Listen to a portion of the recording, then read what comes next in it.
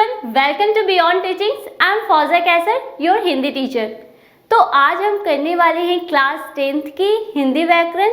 तो आज हम क्या करेंगे, एग्जाम्स में ना जो आप लोगों के क्वेश्चन आएंगे व्याकरण से रिलेटेड, किस तरह के क्वेश्चन आएंगे, तो आज हम उन पे बात करेंगे। तो आज हमारा जो विषय होने वाला है वो है पद परिचय। पद परिचय क्या है ये सब हम पहले पढ़ चुके हैं। पद परिचय क्या होता है, पद परिचय में कितने प्रकार के पद परिचय होते हैं ये भी हम पढ़े थे। कितने प्रकार के होते हैं? 2 प्रकार के। पहला कौन सा होता है? विकारी पद परिचय। दूसरा कौन सा होता है? अविकारी पद परिचय। तो आज जो हम बात करेंगे, सबसे पहले हमें आज बात करना है विकारी पद परिचय में। तो हम देखेंगे कि विकारी पद परिचय है क्या, उसे हम कैसे समझते हैं। तो ये सब चीज़ें तो हम पहले पढ़ चुके हैं। तो आज जो हमें करना है ना, विकारी पद परिचय से हमें किस तरह से क्वेश्चन आएंगे, हमें जो उसमें क्वेश्चन आएंगे उसे किस तरह से उसका आंसर करना है। तो उसमें तो पहले हम देख लिए थे, उसके कुछ उदाहरण भी देखे थे। तो विकारी पद परिचय है क्या, ये एक बार मैं फिर से आप लोगों को बता देती हूँ। विकारी पद परिचय जो है उसमें क्या होता है, उसमें लिंग होता है, वचन होता है, और वचन होगा, लिंग होगा, और आपका कारक होगा, भेद होगा। तो ये सारी चीज़ किस में होती है? विकारी पद परिचय में। तो आज जो हम इससे रिलेटेड क्वेश्चन जो लेकर आए हैं तो वो इसी में रहेंगे। आपके दे दिया जाएगा, क्वेश्चन दे दिया जाएगा, और इसमें क्या रहेगा ना, कोई भी एक शब्द रहेगा, उसके नीचे आपको अंडरलाइन कर दिया जाएगा, रेखांकित, और उसमें लिखा रहेगा रेखांकित पदों का पद परिचय करिए। तो आपको कैसे करना है, अगर आप पढ़े रहेंगे कि विकारी पद परिचय क्या है, अविकारी पद परिचय क्या है, तभी आप उसका आंसर दे पाओगे। क्योंकि हम उसमें काफ़ी सारी चीज़ें पढ़ते हैं ना। विकारी पद परिचय में क्या रहता है, उसे भी 4 भागों में बांट देते हैं हम। कौन कौन सी? संज्ञा में, सर्वनाम में, विशेषण में और क्रिया में। तो ये सारी चीज़ में हम बांटते हैं। और फिर संज्ञा के भी भेद हम पढ़े हैं, सर्वनाम के भी भेद पढ़े हैं, और विशेषण के भी, और क्रिया के भी। तो ये सारे भेद हम पढ़े हैं, ठीक है। और उसमें वाच्य भी रहता है ना जब हम क्रिया ये करते हैं। तो आज का जो क्वेश्चन होगा ना, आपको जब दिया जाएगा तो आपको पहले अगर नाम रहेगा, तो नाम में हम क्या करते हैं, नाम किस में आता है? संज्ञा में आता है। तो संज्ञा आप लोगों को पता होना चाहिए कि संज्ञा है क्या। जब आप विकारी पद परिचय पढ़ोगे ना, तो उसमें रहता है कि संज्ञा क्या है। संज्ञा के बारे में भी हमें पहले पढ़ना होगा, क्योंकि अगर आपको कोई भी शब्द के नीचे अंडरलाइन कर दिया गया तो आप उसे पहचानोगे कैसे?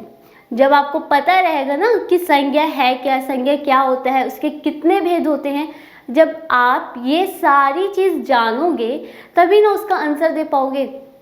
फिर उसके बाद आता है सर्वनाम। सर्वनाम के भी हमें क्या करने होंगे, इसके सारे भेद के बारे में पढ़ना होगा, जानना होगा कौन सा भेद है, क्या है, ठीक है। फिर उसके बाद विशेषण आता है, विशेषण का भी हमें वही करना रहेगा। विशेषण में भी उसके पद के बारे में हमें जानना रहेगा, वो है क्या, विशेषण क्या है, उसके कौन कौन से पद होते हैं। तो इन सारे बारे में हम पहले बातें कर चुके हैं, ठीक है। हम पढ़े थे ना कि विशेषण क्या है, उसके कितने भेद होते हैं। ये सारी चीज़ें किस में आती है? विकारी शब्द में। विकारी शब्द का हमें क्या करना रहता है?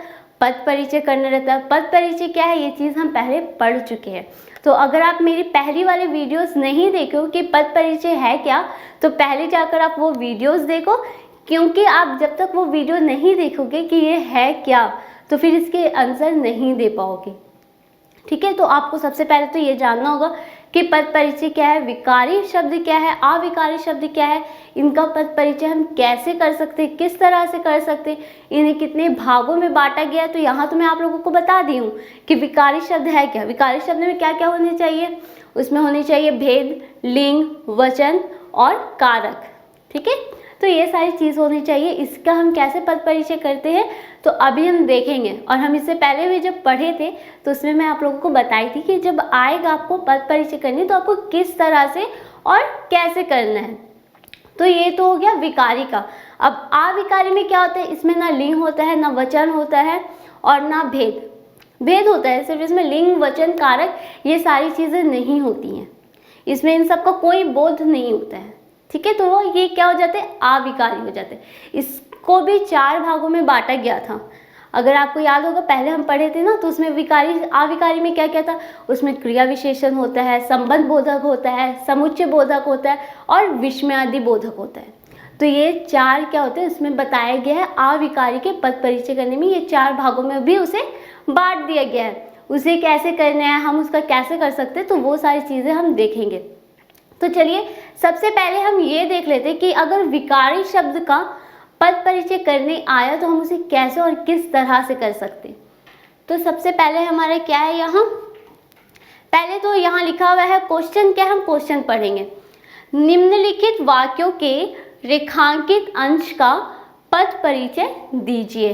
तो यहाँ क्या लिखा हुआ, क्वेश्चन पढ़ के हम समझ गए कि इसमें जो भी रेखांकित पद है, ठीक है, कोई भी शब्द है, उसका हमें क्या देना है, पद परिचय देना है। उसका पद परिचय हम कैसे देंगे, पहले वो शब्द को हम पढ़ेंगे और उसके बाद देखेंगे कि ये शब्द जो है ये संज्ञा में आता है या सर्वनाम में या विशेषण में या फिर क्रिया में। अगर विकारी पद का सिर्फ पद परिचय करने में बता रही हूँ, अभी अविकारी का नहीं बता रही हूँ। अविकारी का मैं बाद में बताऊंगी आप लोगों को, पहले हम विकारी का देख लेते हैं, ठीक है।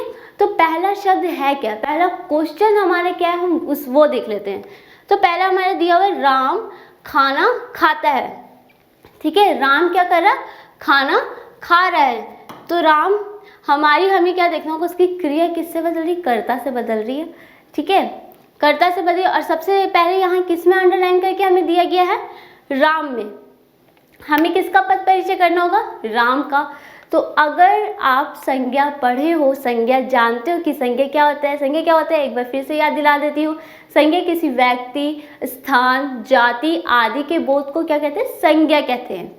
संज्ञा के कितने भेद होते हैं, 3 भेद होते हैं। पहला होता है व्यक्तिवाचक संज्ञा, जिसमें किसी का नाम आता है, ठीक है।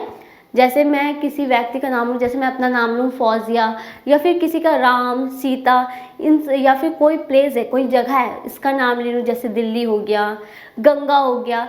तो अगर मैं नाम लेती हूँ तो वो क्या हो जाएगा, हमारे वो सारी चीज़ किस में आएंगी, हमारी व्यक्तिवाचक में। और अगर मैं नाम लेकर ये बोलूँ किसी और के बारे में बताऊँ, ठीक है, वो बच्चा है या फिर वो लड़का है, वो गुस्सा में, ये सारी चीज़ें अगर मैं कुछ बताऊँ तो वो किस में आ जाएंगी, हमारी जातिवाचक संज्ञा में। और भाववाचक में क्या होगा, भाव का मतलब हमें पता है हमारी फीलिंग्स, जिसमें फीलिंग्स के बारे में बताई जाए तो वो किस में आ जाएंगी, भाववाचक संज्ञा में। तो ये तो था 3 प्रकार, ठीक है। संज्ञा के कितने भेद, 3 होते हैं। तो ये सारे के बारे में हम पढ़ लिए हैं। तो अब हमें देखना है यहाँ क्या दिया हुआ है, संज्ञा है या फिर सर्वनाम है। सर्वनाम भी हम जानते हैं, सर्वनाम क्या होता है। तो पहले जो यहाँ दिया हुआ राम, राम क्या है, किसी का नाम है। तो इसका भेद क्या हो जाएगा, इसका भेद होगा व्यक्तिवाचक संज्ञा। इसका भेद क्या हो जाएगा, व्यक्तिवाचक संज्ञा। और इसका लिंग क्या हो जाएगा, राम है। राम खाना खाता है, ठीक है, खाती नहीं है, खाता है। तो ये क्या हो जाएगा, इसका लिंग हो जाएगा पुल्लिंग, ठीक है, इसका लिंग हो गया पुल्लिंग। अब इसके बाद इसका वचन देखेंगे कि इसका कितना वचन है, एक वचन है या बहुवचन है, कौन सा वचन है, ठीक है। तो इसका वचन कितना है वो देख लेते हैं। ये राम, यहाँ सिर्फ एक लड़के के बारे में बताया गया है जिसका नाम राम है, ठीक है। यहाँ सिर्फ राम के बारे में बताया जा रहा है कि राम खाना खाता है। यहाँ ये नहीं बताया जा रहा है कि बहुत लड़के खाना खा रहे। अगर लड़के लिखा रहता तब होता हमारा बहुवचन, ठीक है। लेकिन अभी बहुवचन के बारे में नहीं बताया गया, सिर्फ राम के बारे में बताया गया। तो राम हमारा क्या है, राम हमारा है एक वचन। अब देखते हैं इसका कारक क्या है, ठीक है। इसकी क्रिया जो है किसके अनुसार परिवर्तन हो रही, किसके अनुसार बदल रही है। तो यहाँ इसकी जो क्रिया है किसके अनुसार बदल रही है, राम के अनुसार। और राम हमारा क्या हो गया, कर्ता। राम क्या कर रहा है, खाना को खा रहा है। तो राम हमारा क्या हो गया, कर्ता हो गया। तो ये हो गया हमारा कर्ता, ठीक है। तो ये था हमारा संज्ञा का। अगर यहाँ पद परिचय दिया गया है तो ये हम कर रहे हैं किसका, विकारी शब्द का पद परिचय। और इसमें से ये क्या था, संज्ञा, ठीक है, संज्ञा का था ये पद परिचय, क्योंकि यहाँ नाम था। अगर यहाँ सिर्फ ये लिखा रहता है कि वो खाना खाता है, ठीक है, वह खाना खाता है, अगर ये सारी चीज़ें रहती तो क्या हो जाता हमारा, वह खाना खाता, तो ये हो जाता हमारा सर्वनाम, है ना, सर्वनाम हो जाता है। क्यों होता है सर्वनाम, क्योंकि संज्ञा के बदले जिस शब्द का हम प्रयोग करते, इस्तेमाल करते हैं, उसे क्या कहते हैं, सर्वनाम कहते हैं। सर्वनाम के भी भेद पढ़े थे, पुरुषवाचक सर्वनाम, निश्चयवाचक सर्वनाम, अनिश्चयवाचक सर्वनाम, तो ये सारी हम पढ़े ना। तो इसमें सर्वनाम में जो रहता है पुरुषवाचक सर्वनाम, उसे भी 3 भागों में हम बांटे थे। अब क्या था, पहला था हमारा मध्यम पुरुष, दूसरा था हमारा पहला था उत्तम पुरुष, दूसरा था मध्यम पुरुष और हमारा तीसरा था अन्य पुरुष। तो सबसे पहले जो उत्तम पुरुष आता, उत्तम पुरुष में कौन आते, जब हम अपने बारे बात करें, जब हम खुद के बारे बात करें तो वो होता है हमारा उत्तम पुरुष। और जब हम तुम्हारे मतलब किसी और के बारे में बातें करें, ठीक है, जैसे मैं हूँ और तुम्हारे बारे में बातें कर रही है, या फिर कोई है मैं उससे बात कर रही हूँ उसके बारे में, तो वो क्या हो जाएगी, हमारे जो सुन रहा है हमारे बात, तो वो हो जाएगा हमारा मध्यम पुरुष। लेकिन अगर मैं आपसे किसी और के बारे में बात करूं तो वो हमारा क्या हो जाएगा, अन्य पुरुष, ठीक है। तो ये था हमारा पुरुषवाचक में भी 3 हम क्या करते हैं, उसको बांट देते हैं। पहला रहता है हमारा उत्तम पुरुष, फिर मध्यम पुरुष, फिर अन्य पुरुष। तो ये सारे 3 इसमें हम बांट देते हैं उसे। तो अब यहाँ देखते हैं यहाँ किसके बारे में बात किया जा रहा है। पहला है क्या, जैसे इसमें कि कौन से शब्द में दिया गया है अंडरलाइन, मैं में, तो यहाँ नाम नहीं लिखा गया है ना, यहाँ किसी का नाम नहीं बताया जा रहा, यहाँ सिर्फ मैं में अंडरलाइन है। मैं में क्या कर दिया गया, अब हमें बताने की ये जो मैं है ये कौन सा भेद है, ये किसका भेद है, ये संज्ञा का, ये सर्वनाम का, या विशेषण का, या फिर क्रिया का। तो ये किसका मैं है, यहाँ किसी का नाम नहीं आ रहा है। तो हम पढ़े ना कि संज्ञा के बदले जो शब्द का हम प्रयोग करते हैं वो क्या होता है, हमारा सर्वनाम होता है। तो ये मैं क्या हो गया, हमारा सर्वनाम हो गया। कौन सा, इसका भेद क्या हो जाएगा, पुरुषवाचक सर्वनाम, है ना। यहाँ मैं खुद के बारे में बात कर रही हूँ, खुद के बारे में बात करते हैं तो वो क्या हो जाता है, हमारा पुरुषवाचक सर्वनाम। अब पुरुषवाचक सर्वनाम में वो किस में आएगा, यहाँ मैं अपने बारे में बात कर रही हूँ, ठीक है। तो मैं क्या हो जाऊंगी, उत्तम पुरुष, तो यहाँ लिखा हुआ है उत्तम पुरुष। अब इसका लिंग क्या होगा, ठीक है, इसका लिंग देखिए, मैं प्रतिदिन स्नान करता हूँ बता रहा है, करती हूँ नहीं है, ठीक है। तो इसका लिंग क्या होगा, पुल्लिंग होगा, यहाँ लिखा हुआ है, ठीक है, पुल्लिंग हो जाएगा इसका लिंग, क्योंकि ये क्या है, करता। अगर यहाँ लिखा रहता मैं प्रतिदिन स्नान करती हूँ, यहाँ लिख देता अगर करती, तो ये क्या हो जाता हमारा स्त्रीलिंग हो जाता। लेकिन यहाँ करता था तो हम क्या करेंगे, पुल्लिंग करेंगे, ठीक है। अब उसके बाद इसका वचन कितना है, यहाँ बहुत सारे के बारे में नहीं बताया जा रहा, सिर्फ किसी एक के बारे में बताया जा रहा है, तो वो क्या हो गया हमारा एक वचन।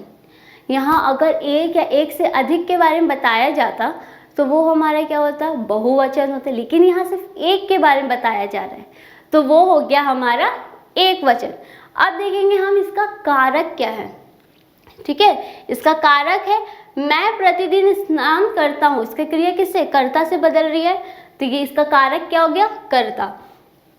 तो पहला तो हम करें संज्ञा का पद परिचय, दूसरा में हम करें सर्वनाम का पद परिचय। अब मैं ऐसे नहीं बोलूँगी, यहाँ मैं भले ऐसे लाइन से दे दूँ, लेकिन आपके पास जब एग्जाम्स में क्वेश्चन आएंगे ना, कोई भी शब्द में दे सकता है, ज़रूरी नहीं है, या फिर पहले सर्वनाम का दे दे या पहले संज्ञा का दे दे, कुछ भी दे सकता है, ठीक है। तो आपको पहले ध्यान रखना होगा, इसीलिए मैं बोल रही हूँ पहले आप देख लो पद परिचय वाला मेरी जो वीडियोस है कि पद परिचय है क्या, विकारी पद शब्द क्या है, उसका पद परिचय कैसे किया जाता है, पहले आप वो समझ लो, ठीक है। अब इसके बाद हम देखते हैं तीसरा हमारा क्या सवाल है, क्वेश्चन क्या है, इस लड़के को आवाज़ लगाना।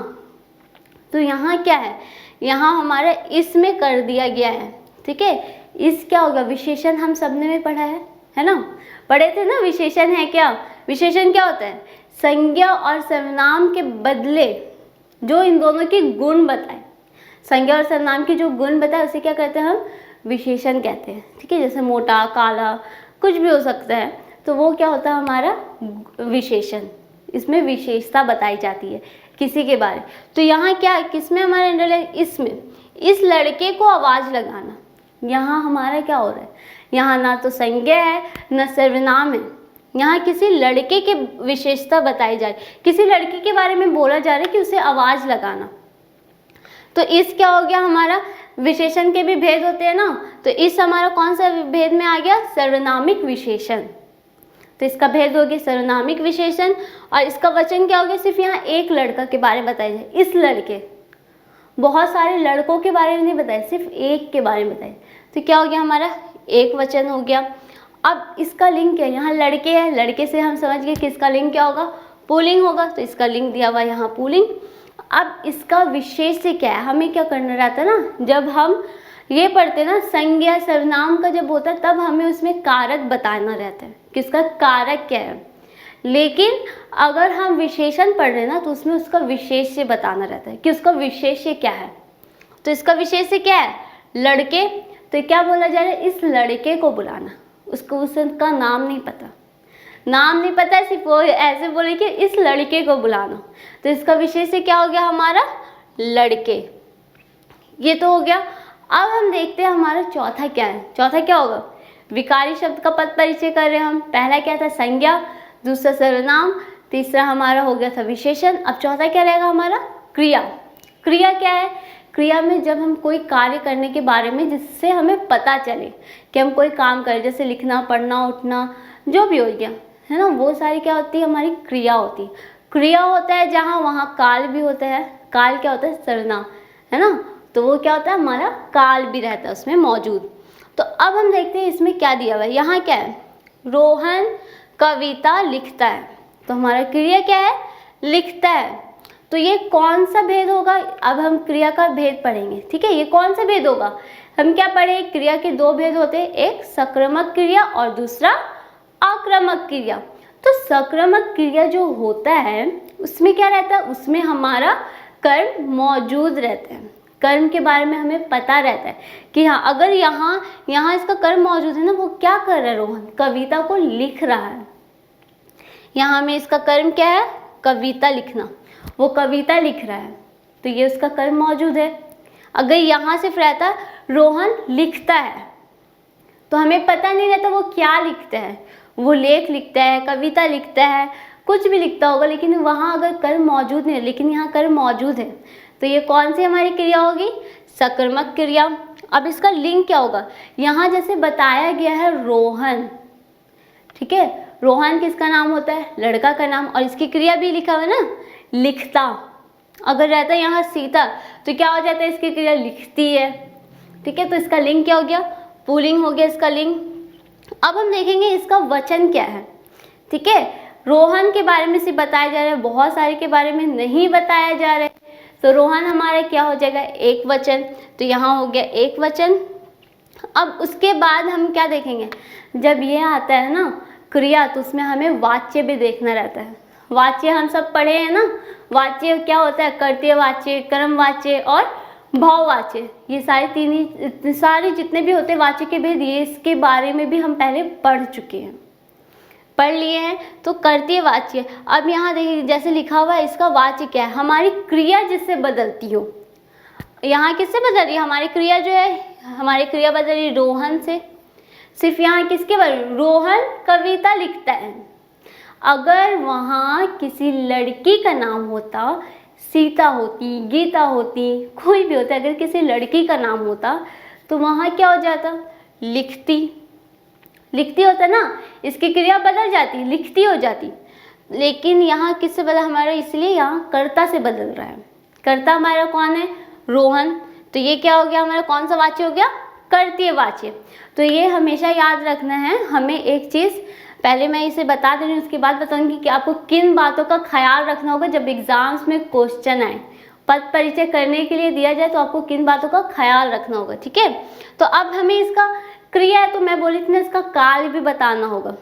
तो इसका काल कैसे हम बताएंगे, जैसे यहाँ लिखा हुआ है रोहन कविता लिखता है ना, वो क्या कर रहा, अभी लिख रहा। अगर मैं यहाँ बोलती कि रोहन कविता लिख चुका है या फिर लिखेगा, काल के कितने भेद होते हैं, 3 भेद होते हैं। पहला होता है भूतकाल, वर्तमान काल और भविष्य काल। तो अभी क्या, वो अभी लिख रहा है कविता, वो पहले नहीं लिखा है या फिर लिखेगा नहीं, वो अभी लिख रहा है कविता।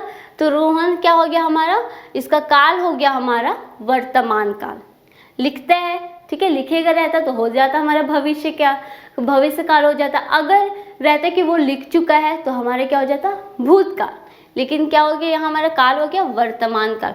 अब इसका पुरुष भी हमें देखना रहेगा, ठीक है। यहाँ पुरुष कैसे, सर्वनाम हम पढ़े, हम सब ने पढ़ा है सर्वनाम में क्या रहता है, पुरुष कितने 3 इसमें बांटे थे ना। अभी हम बात करें जैसे उत्तम पुरुष, मध्यम पुरुष और अन्य पुरुष। तो मैं यहाँ क्या कर रही हूँ, मैं आपसे, मैं हो गई उत्तम पुरुष और आप क्या हो गए, आप हो गए मध्यम पुरुष।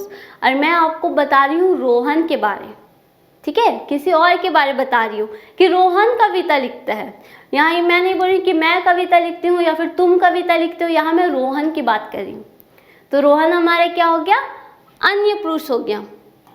तो हाँ, एक चीज़ हमें ये याद रखना, जैसे मैं आप लोगों को बोली कि अगर आपके पास कभी भी पद परिचय करने आए तो क्या विकारी शब्द का पद परिचय के बारे में यहाँ मैं सिर्फ बात कर रही हूँ।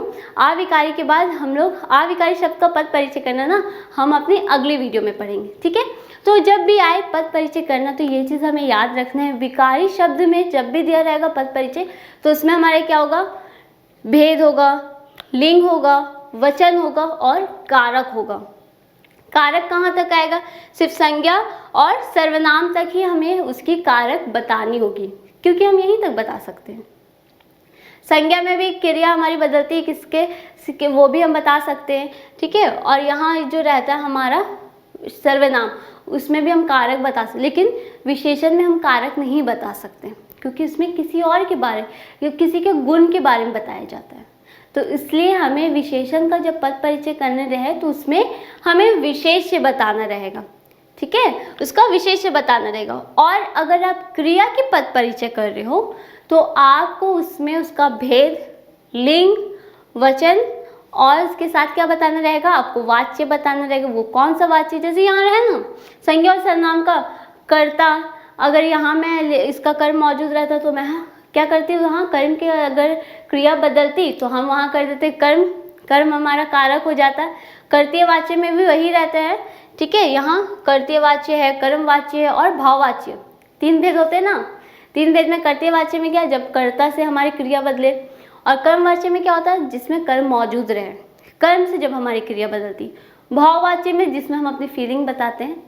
तो ये सारी चीज़ हमारी क्रिया का जब पद परिचय करनी आए, क्रिया का पद परिचय करने आएगा तो आपको देख के समझ में, जहाँ भी क्रिया मौजूद रहेगा, जो भी कार्य करने के बारे में बताया जाए, और वहाँ आप लोगों को बताना रहेगा कि वो काल के कितने भेद होते, 3 भेद होते। कौन कौन से, वर्तमान काल, भूतकाल और भविष्य काल। तो इन सारे काल के बारे में भी बताना रहेगा, ठीक है। तो आज की जो वीडियो है यही समाप्त होती है।